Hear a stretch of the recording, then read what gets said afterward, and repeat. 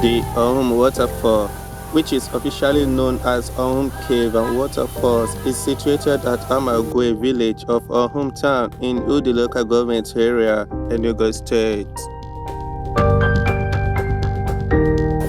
The waterfall is as a result of massive outcrop of granite rocks with water cascading over the top forming a stream. Located close to the Awhum Monastery, a section of the fall, which is 30 meters high, is warm through the season.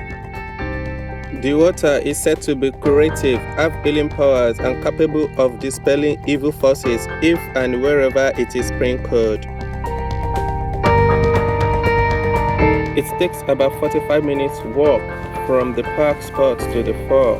The site is particularly good for religious and tourism. The community itself also boasts of numerous pristine lakes, some of them with beautiful white sand beaches. The numerous streams and lakes are still maintained in their natural conditions.